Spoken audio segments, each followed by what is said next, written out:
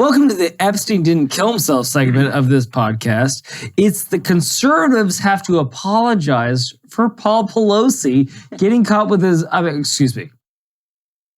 getting abducted and taped to a chair and bludgeoned in the head with a hammer once. That cracked his skull. Very serious, very tragic. We should all take it. Dane, can we have a moment of silence for like the attack upon Pelosi family? Okay, that's enough. Okay. So this episode is recorded on November 4th, 2022, and I believe the attack... I think we're teetering up. No, it's November 5th now. Sorry. I believe... Remember, the 5th of November, the gunpowder treason plot. I know of no reason why the gunpowder treason should ever be forgot. I believe the attack, as it's called, on Paul Pelosi in the Pelosi residence in San Francisco took place last Friday, which would have been October, I want to say 28th, 2022. And although we could have addressed this on episode 118, we already had our segments picked and we decided, well, whatever. Let's let the dust settle for a week and see what happens. Now, David and I are not going to get into all of the theories surrounding whether or not this alleged attack was an actual politically motivated attack, as the left side of the political spectrum would have you believe. Because one of us decided that we weren't going to. True. Or, because I'm trying not to get our second YouTube strike in as many weeks. Where's the fun in that? Or if it was a lover spat gone wrong and maybe there's some stuff we that's trying to weren't be going to discuss that. Again, I'm not saying that we are. I'm saying never would. We're not getting into either side of that discussion. Not even gonna. We are going to focus on one simple, rhetorical, meme-like, which we intend to destroy with this segment. Correct. Aspect of this entire story. And it is this. Tagging on to the Culture Corner segment. All your blue checks, in addition to all of your mainstream media mouthpieces and some of your sitting representatives, senators, people in the Biden administration, et cetera, so are all speaking from one script in saying that how dare Republicans, conservatives, anybody who doesn't agree with us on what the marginal tax rate should be, how dare they not apologize profusely for this egregious attack on Paul Pelosi, because don't you know, dear citizen, it is their evil, terrible, no good, very bad rhetoric who is solely and exclusively responsible for this attack. It is not the actions of Nancy and being an insider trader herself or Paul executing those trades on her behalf. It is not, as David said on the last episode, Nancy using this country as a personal piggy bank. It is not any of those things. Never. It is Republicans and conservatives and them alone and their rhetoric who are to blame for this vicious attack on Paul Pelosi. That convinced this person. That's the aspect we want to focus on in the Epstein segment today. You know what? You know what I like to do when I fuck my life up entirely? When I've made a mess, made a shambles out of the situation, you know what I like to do? Blame completely disinterested, unaffiliated parties. I blame that guy in the crowd. He's been staring at me the entire time. He's throwing me off my game. That's why I missed my shots. That's why go get him. Not the rhetoric that he may or may not have used my wife's confidential information to make multitudes of millions of dollars and out-earn every hedge fund that's ever existed ever. I would never do that. I'm not going to be held accountable for my actions, Dane. My actions had nothing to do with this. It was obviously the rhetoric. The rhetoric of the people that said, hey, maybe don't do that. Shut up, fucker! I've got to earn my money. Peace out, bitch. And then all of a sudden, I've got a hammer lodged in my head. Like, you know what? It was the Republicans saying that Trump should have won the 2020 election. That's what happened. Oh, those sons of bitches. Was this blood? I have nothing left. Like, how could you be this far removed from reality that when you get assaulted, it was a political. Yeah. And again, we're not going to go into any of the conspiracies that may or may not he was involved in a relationship. May or may not they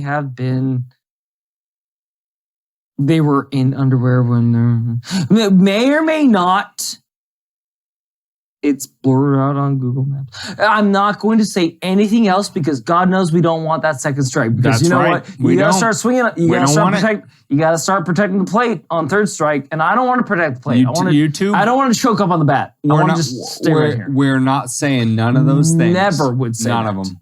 None of the things. Never any of those things. If you listen, YouTube algorithm / person, robot / people / persons making the decisions on whether or not to strike us for a second time. Please don't. If you even think that we're talking about things that we're not supposed to talk about, I want to assure you we are not talking about those things. Maybe you were talking about them.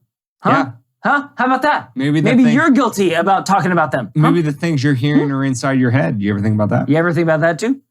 Maybe you're a machine. Maybe you're being controlled by humans. Maybe you don't want to do this job anymore. Maybe you want to make art. Anyway. What about the life outside of the box? Before we move on to the main part of this episode, I just want to say this, okay?